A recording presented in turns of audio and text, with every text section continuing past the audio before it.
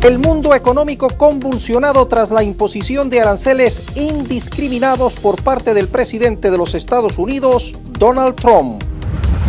El devastador terremoto que sacudió Myanmar y Tailandia ha dejado más de 3.000 fallecidos y decenas de heridos. Venezuela exige a la ONU y a los organismos internacionales de derechos humanos que intervengan para liberar a connacionales detenidos en cárcel de máxima seguridad salvadoreña.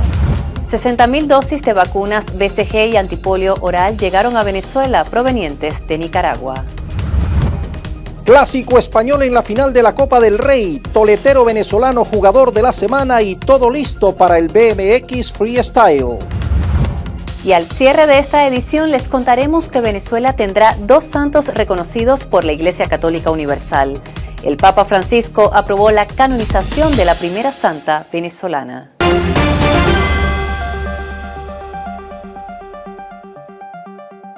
Aranceles indiscriminados en el mundo mientras Venezuela exige el retorno de sus compatriotas detenidos en El Salvador. Estos algunos de nuestros titulares. Bienvenidos, Melanie. Con este adelanto damos inicio al resumen informativo de la semana. Donald Trump acaba de declararle al mundo una guerra comercial de impredecibles consecuencias, muy propia de su carácter y que, mucho antes de su aplicación, ya ha generado ingentes pérdidas, incluso al propio Estados Unidos. Su sorprendente despliegue de nuevos aranceles sobre casi todas las importaciones de 185 países asestó un golpe a la economía mundial que además contradice los criterios de casi todos los expertos y las lecciones de algunos de los peores presagios de la historia. Los economistas de todas las ideologías advierten que estos aranceles enormes, 53% a China, 20% a la Unión Europea y Corea del Sur, 15% a Venezuela, con una tasa de 10% a todas las naciones, repercutirán en todos los consumidores, incluidos los estadounidenses, subiendo precios y arriesgando una recesión global. Ken Rogoff, otrora economista en jefe del Fondo Monetario Internacional, predijo que las probabilidades de que Estados Unidos, la mayor economía del mundo, caiga en una recesión aumentaron en un 50% tras el anuncio. Lo que hizo, dijo Rogoff, fue lanzar una bomba nuclear sobre el sistema de comercio global, añadiendo que las consecuencias de este nivel de impuestos a las importaciones que entran a los Estados Unidos es simplemente alucinante. Resta ahora ver las consecuencias cuando los afectados apliquen también represalias.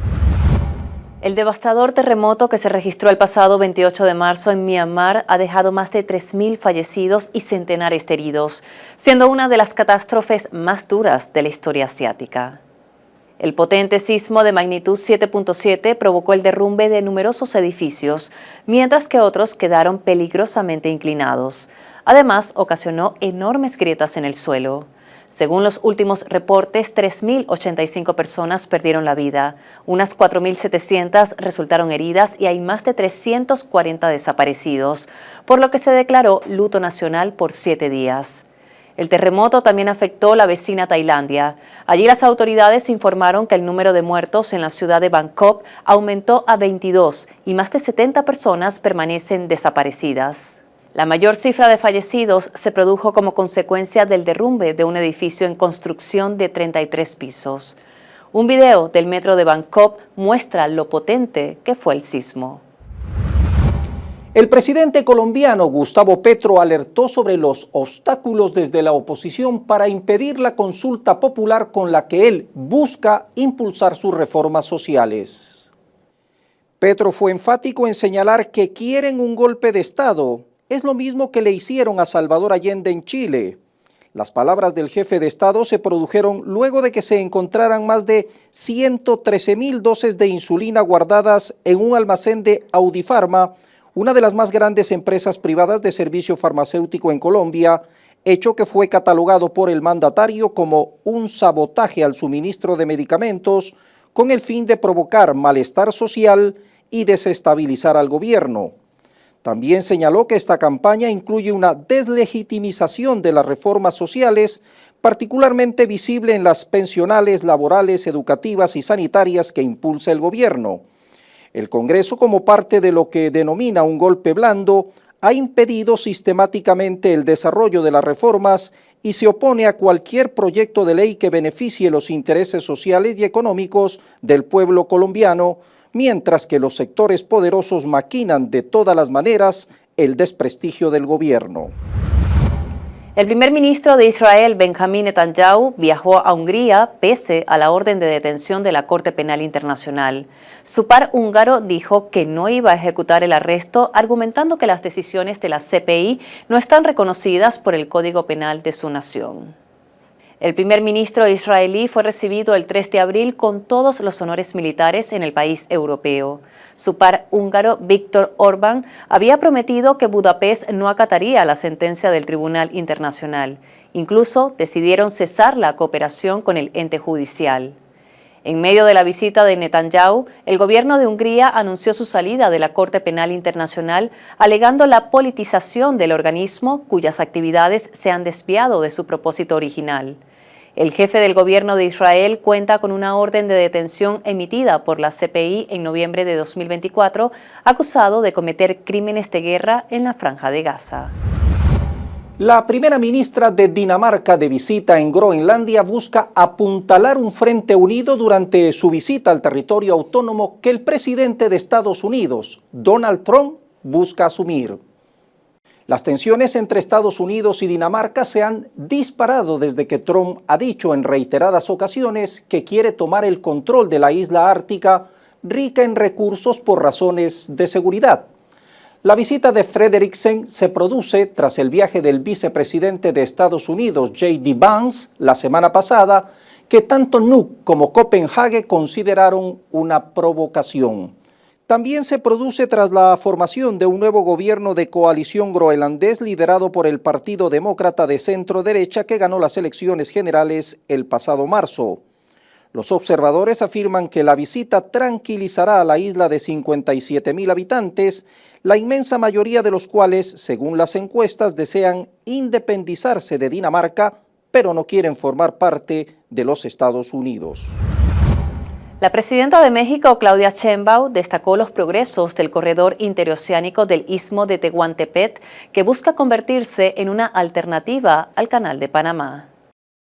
Empezaron a llegar, fueron buques más grandes por la escollera que se hizo con el presidente López Obrador en Salina Cruz, para transportar ya en el tren interoceánico. Ya había algunos productos, pero ahora fueron vehículos los que se transportaron. En Salina Cruz se está desarrollando todavía el puerto con inversión pública y también con inversión privada, que quedó desde el presidente López Obrador. Están por llegar varias grúas muy importantes. Se va a hacer también un almacenamiento para granos, que también es importante, y otras acciones para fortalecer el puerto de Salina Cruz. Y eso va a permitir pues todo el movimiento. Es un proyecto excepcional, da una alternativa al Canal de Panamá, y en el momento en que esté completo el puerto de Salina Cruz, pues va a tener mucho más actividad. Continuando con la economía, China, Japón y Corea del Sur responden conjuntamente a las tarifas impuestas por Estados Unidos con la conformación de este bloque que hasta hace no mucho tiempo parecía bastante improbable que existiera. Pekín, Tokio y Seúl acordaron reforzar la cooperación en sus cadenas de suministros, así como entablar un diálogo mucho más directo en el tema de exportaciones e importaciones. Los funcionarios discutieron ideas sobre cómo mejorar el comercio regional y global a través de un posible acuerdo de libre comercio, según diversos reportes de prensa. El acercamiento entre los tres países no es una coincidencia y se da luego de las erráticas políticas económicas norteamericanas que generan inestabilidad en el mercado mundial. Analistas destacan que Estados Unidos está generando un conjunto de contradicciones e incrementando tensiones con el sureste asiático, Europa y América Latina. Esto, sumado a sus enfrentamientos internos, podría generarle, no muy lejos, un profundo desgaste. En un paso trascendental para la integración energética sudamericana, Brasil importó por primera vez gas natural del yacimiento de Vaca Muerta en la región patagónica de Argentina mediante una ruta logística inédita que utiliza gasoductos bolivianos con destino a industrias de Sao Paulo y otros estados brasileños. La empresa brasileña Matrix informó en un comunicado que importó el gas de la compañía Total Energy como parte de los acuerdos establecidos entre Argentina, Bolivia y Brasil, permitiendo a los brasileños adquirir gas directamente desde Vaca Muerta en la provincia argentina de Neuquén, uno de los principales yacimientos de la región. El primer envío de gas proveniente de Vaca Muerta cruzó territorio boliviano por su gasoducto con destino al mercado brasileño, consolidando así una nueva ruta comercial clave para la región. Desde la estatal boliviana, Yacimientos Petrolíferos Fiscales Bolivianos aseguraron que la operación se encuentra en fase de prueba y se espera que en los próximos días alcance el volumen total proyectado de 4.5 millones de metros cúbicos de gas de manera diaria. El próximo 9 de abril se realizará en Tegucigalpa, Honduras, la 9ª cumbre de jefes de Estado y de Gobierno de la Comunidad de Estados Latinoamericanos y Caribeños, más conocida como la CELAC, con el objetivo de tratar temas de coyuntura regional y mundial.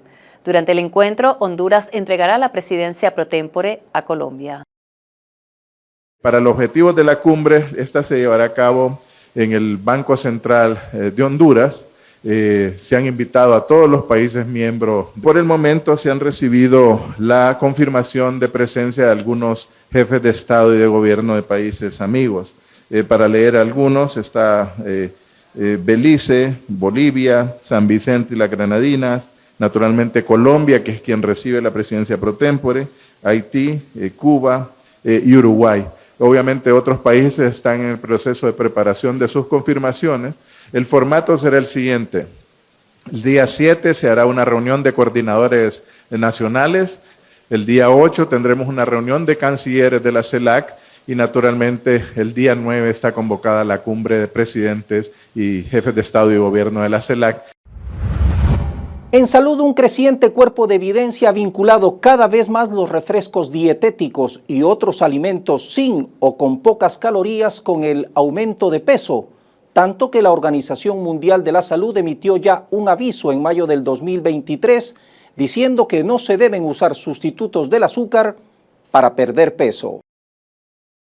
Ahora un nuevo estudio puede arrojar luz sobre por qué consumir demasiado del edulcorante artificial sucralosa podría ser contraproducente. En lugar de que el cerebro envíe una señal para comer menos, la sucralosa desencadena un aumento del apetito cuando se consume en una bebida. De hecho, las personas que bebieron agua con el edulcorante dijeron que su apetito aumentó en casi un 20% en comparación con beber agua con azúcar de mesa. La idea de que los edulcorantes artificiales pueden estar incrementando las señales de hambre del cerebro de los mamíferos no es nueva. Un estudio anterior descubrió que las mujeres y las personas con obesidad eran especialmente sensibles a este producto. El primer ministro del Reino Unido, Keir Starmer, confirmó que prohibirá las katanas en el país. La medida entrará en vigencia el próximo 1 de agosto. Desde ese momento, cualquier persona que posea una espada ninja en privado podría pasar 6 meses en prisión, con la posibilidad de aumentar su pena a 2 años. Esta medida surge luego del asesinato de un joven de 16 años en 2022 con un arma de este tipo, que llevó a su familia a impulsar una campaña para prohibir esta clase de armas. Antes de la entrada en vigor de la prohibición, el gobierno implementará entre el 1 y 31 de julio un programa de entrega en todo el país para permitir que cualquier persona pueda entregar estas armas de forma segura. Sin embargo, las autoridades informaron que ninguna de las armas que sean compradas después del 27 de marzo, fecha en que se anunció su prohibición, podrá optar a una compensación. Y para los amantes de los juegos electrónicos, Nintendo presentó su nueva consola Nintendo Switch 2 en un evento online que será recordado como una de las mejores presentaciones del sector por la calidad y la cantidad de lo anunciado. La empresa reveló que la consola será lanzada al mercado en junio a un precio de $450. También mostró y comparó sus características con el dispositivo anterior, anunciando exitosos juegos desarrollados por terceros que por fin llegarán al ecosistema Nintendo, y reveló títulos exclusivos que serán primeras espadas de la consola como Deduxblock, de From Software o Donkey Kong Bonanza. La pantalla será mucho más grande, 7.9 pulgadas versus los 6.2 de la anterior, y será de LCD y con soporte HDR. Las imágenes serán de alta definición soportando hasta 1080 píxeles. Adicionalmente, las palancas de control serán más grandes y la memoria interna pasará a 256 GB cuando la anterior era de apenas 32. Hamás rechazó la última propuesta de Israel de un alto al fuego temporal en Gaza que habría supuesto una tregua de 40 días a cambio de la liberación de 11 rehenes vivos, incluido el estadounidense israelí Edan Alexander, y la mitad de fallecidos. Se cree que aún hay 24 rehenes vivos en Gaza y que los cuerpos de 35 aún permanecen retenidos en el enclave. Una fuerte explosión en un gasoducto ubicado cerca de la capital de Malasia, provocada por una fuga de gas, ocasionó un gran incendio que dejó 305 heridos y afectó a unas 230 viviendas. El suceso se registró el 1 de abril a las 8:10 de la mañana, hora local. Las llamas alcanzaron gran altitud, siendo visibles a kilómetros de distancia. Los heridos fueron trasladados a los hospitales para recibir tratamiento debido a las quemaduras, problemas respiratorios y otras lesiones.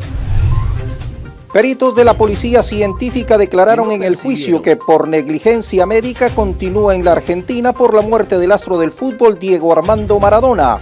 Uno de ellos manifestó que la autopsia reveló que en el cuerpo del exjugador no se hallaron drogas ni alcohol, pero sí había un cuadro avanzado de cirrosis. Histórico golpe al tráfico ilícito de hidrocarburos en México.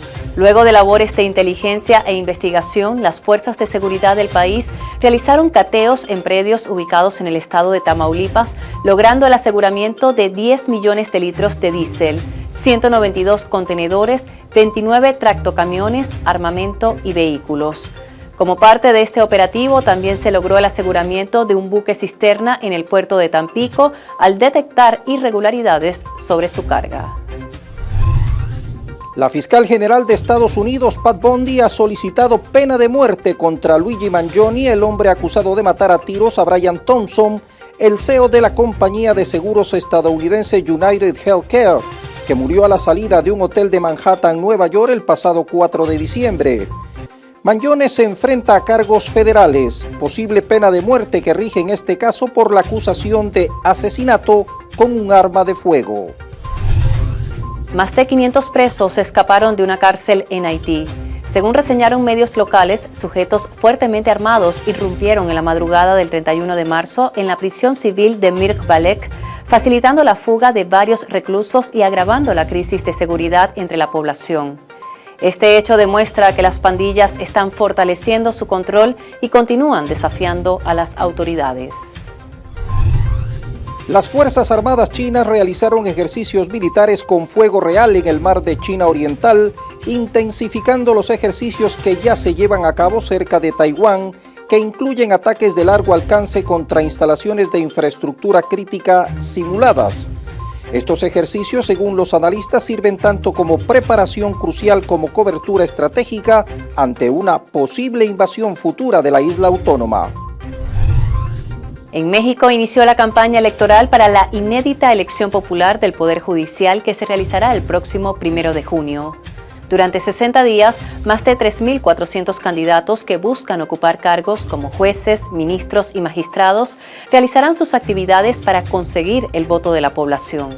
La campaña comenzó el pasado 30 de marzo y finalizará el 28 de mayo. En total, se elegirán 881 cargos judiciales, donde más de 100 millones de ciudadanos están convocados a votar. Se trata de los primeros comicios de su tipo en el país tras la polémica reforma al Poder Judicial mexicano. Las embajadas de Estados Unidos han enviado cartas a los contratistas en sus países anfitriones exigiéndoles que certifiquen que no implementan ningún programa de diversidad, equidad e inclusión que viole el decreto del presidente Donald Trump contra las preferencias basadas en raza y sexo. En Estados Unidos, el gobierno de Trump ha desmantelado las iniciativas en el gobierno federal y las empresas estadounidenses se enfrentan a una presión considerable por parte de los funcionarios para cambiar o abandonar dichas políticas. El presidente de Rusia, Vladimir Putin, recibió el 1 de abril en el Kremlin al ministro de Asuntos Exteriores de China, Wang Yi. El líder ruso destacó la cooperación exitosa entre ambas potencias en plataformas internacionales y anunció que el próximo mes de mayo el presidente chino Xi Jinping visitará Rusia. La líder de la extrema derecha francesa Jean-Marie Le Pen fue condenada a 4 años de prisión, 2 de ellos en firme que puede cumplir con brazalete electrónico, 100.000 euros de multa y a 5 años de inhabilitación política con aplicación inmediata. El Tribunal de París determinó que la política es culpable en su juicio por desviar fondos para la financiación de asistentes en la Eurocámara. En lo que calificó como una guerra económica no solo contra Venezuela, sino también contra el mundo, el presidente de Venezuela, Nicolás Maduro, criticó la imposición de aranceles del 15% al país por parte de los Estados Unidos. Destacó que la campaña que busca atacar la economía venezolana tiene entre sus principales representantes al secretario de Estado, el cubano-americano Marco Rubio, y la dirigente opositora María Corina Machado. Hizo hincapié en lo unilateral de la medida que viola todo principio legal y atenta además contra las reglas del libre comercio mundial. Dejó en claro que más allá de cualquier retaliación en lo económico, la recuperación económica del país avanza con cifras del 4.5% de crecimiento en el primer trimestre del 2025. En Venezuela, las fuerzas revolucionarias agrupadas en el Gran Polo Patriótico anunciaron los 24 candidatos que participarán en la elección de gobernadores que se realizará el próximo 25 de mayo. 9 gobernadores buscarán la reelección: Miguel Rodríguez por el estado Amazonas, Luis José Marcano en Anzoátegui, Rafael Lacaba en Carabobo, Víctor Clark por el estado Falcón, José Alejandro Terán por La Guaira, Ernesto Luna en Monagas, Primitivo Cedeño en Portuguesa, Freddy Bernal por el estado Táchira y Gerardo Márquez en Trujillo. Hay 2 candidatos que fungen como gobernadores encargados, caso Elio Serrano en Miranda y Wilmer Rodríguez por el estado Apure, quienes buscarán ocupar dichas gobernaciones por elección popular. También se oficializó al almirante Neil Villamizar como candidato a la gobernación de la Guayana Esequiba, que se elegirá por primera vez en estas elecciones. En el caso de las 4 gobernaciones que están en manos de la oposición, se designó por el estado Zulia a Luis Caldera, por Cojedes, John Moreno, Nueva Esparta, Maricel Velázquez y por Barinas, Adán Coromoto Chávez. También se anunciaron las designaciones de Joana Sánchez por el estado Aragua, Yulisbeth García en Bolívar, Loa Tamaronis por Delta Amacuro, Donald Donaire en Guárico, Luis Reyes Reyes en Lara, Arnaldo Sánchez por Mérida, Joana Carrillo en Sucre y Leonardo Intosi por el estado Yaracuy. El ministro de Relaciones Exteriores, Iván Gil, exigió la intervención de la Organización de las Naciones Unidas, ONU y demás organismos internacionales de derechos humanos con el fin de obtener la liberación de los migrantes venezolanos ilegalmente detenidos en El Salvador.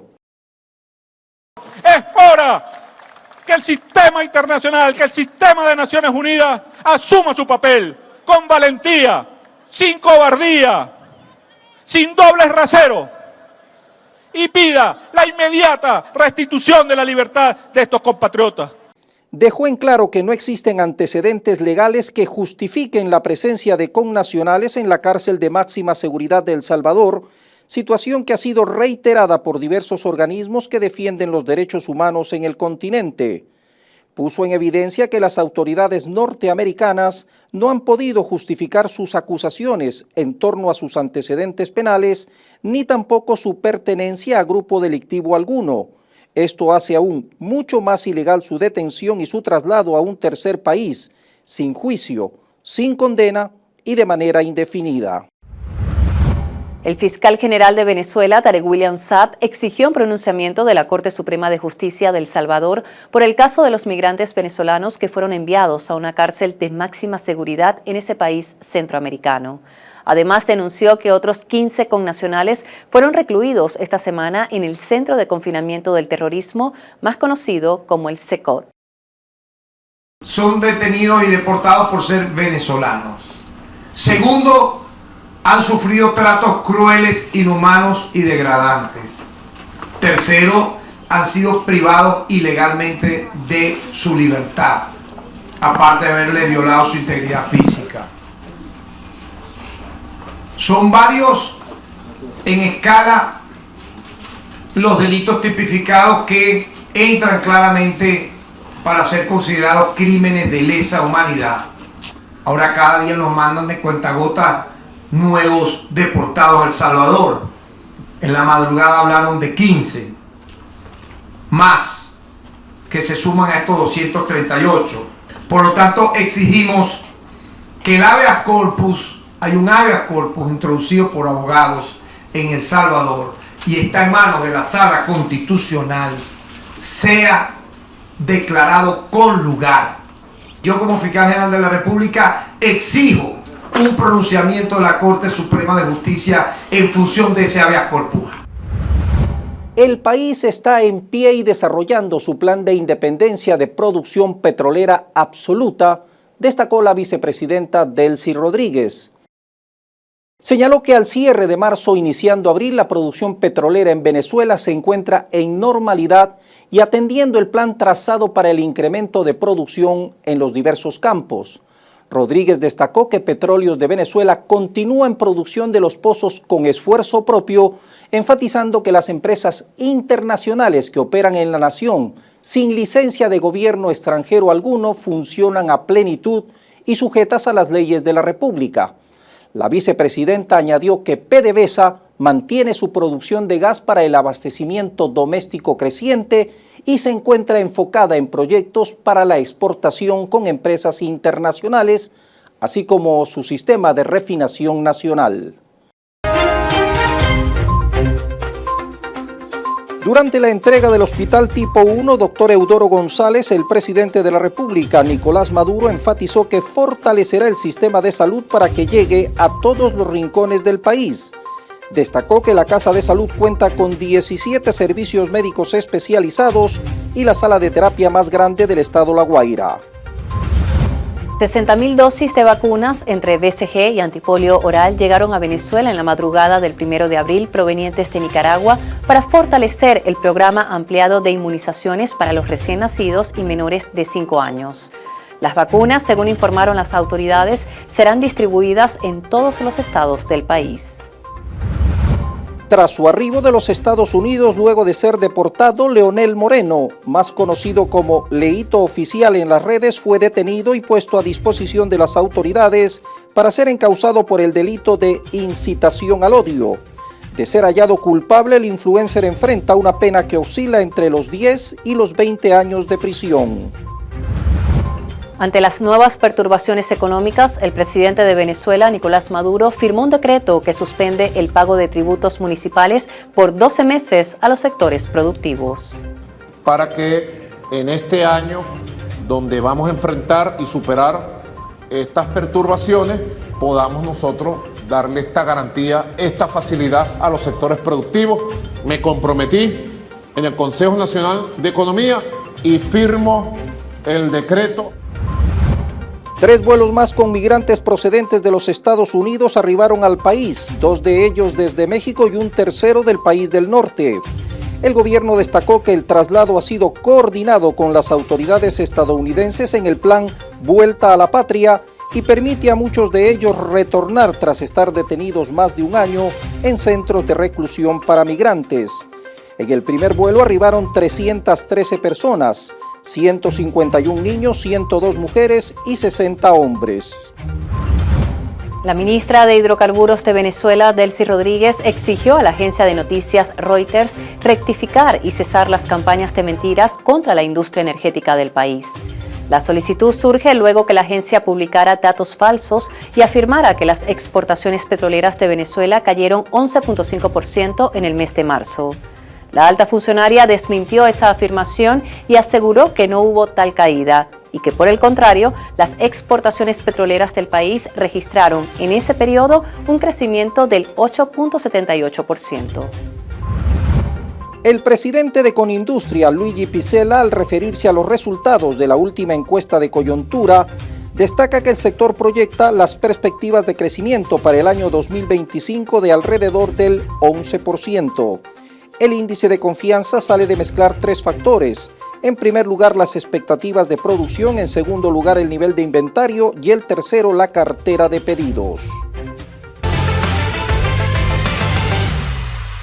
Pelotero criollo, jugador de la semana en la Gran Carpa, primera válida nacional de BMX Freestyle y clásico español en la Copa del Rey. Por primera vez como parte de su carrera en la Major League Baseball, el venezolano Eugenio Suárez de los Diamondbacks de Arizona fue elegido como jugador de la semana. Suárez se convirtió además en el primer venezolano en lograr 4 cuadrangulares en los primeros 4 choques de una pretemporada. El subcampeón olímpico en Tokio 2020, Daniel Ders, invita a los venezolanos a participar en la primera válida nacional de BMX Freestyle este 6 de abril a las 10 en el Parque Extremo Naciones Unidas del Paraíso, Caracas. Masculino sub-10, iniciante, masculino amateur, masculino elite, femenino iniciante y femenino open serán algunas de las categorías presentes en la actividad, que contará con la presencia de equipos de diferentes estados del país. Y tras vencer a sus respectivos rivales Atlético de Madrid y la Real Sociedad respectivamente, Barcelona y Real Madrid se verán las caras en un nuevo clásico por la disputa de la Copa del Rey. La final se jugará en Sevilla, en el Estadio de la Cartuja, el próximo 26 de abril, en un encuentro para alquilar balcones. Venezuela cerró el mes de marzo con una buena noticia que llegó del Vaticano, y es que el Papa Francisco aprobó la canonización de la primera santa venezolana. Se trata de la beata Carmen Elena Rendiles Martínez, quien nació en Caracas el 11 de agosto de 1903 y que dedicó su vida al servicio religioso. El Vaticano anunció el 31 de marzo que el líder de la Iglesia Católica aprobó su canonización tras comprobar un segundo milagro de Dios por su intercesión, por lo que se convertirá en la primera venezolana en alcanzar la santidad. El milagro reconocido fue la curación milagrosa de una joven con hidrocefalia en 2015, quien a pesar de varias operaciones, su salud no mejoró, hasta que tocó una imagen de la beata y además otros fieles habían pedido por su sanación ante la Madre Rendiles. A partir de allí, la joven mejoró rápidamente. Su recuperación fue completa y duradera, por lo que el suceso se juzgó inexplicable desde el punto de vista científico. La monja fundadora de la Congregación de las Siervas de Jesús fue beatificada en junio de 2018 y ahora, con esta decisión, Venezuela tendrá 2 santos reconocidos por la Iglesia Católica Universal, luego que en febrero de 2025 se autorizó la canonización del beato José Gregorio Hernández. Cada 4 de abril se celebra el Día Internacional de Información sobre el peligro de las minas antipersonales. El objetivo principal es crear conciencia sobre el peligro y las terribles consecuencias de estas para la seguridad e integridad de las personas, así como también para ayudar a las víctimas.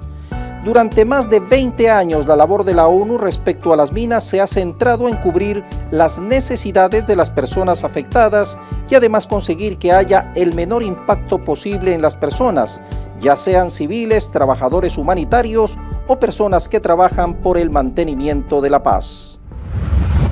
Este grave problema que mata o hiere de gravedad a cientos de personas, muchos de ellos niños, debe ser erradicado de la sociedad actual. Melanie. Así, la dinámica global esta semana. Nos vemos en una próxima edición.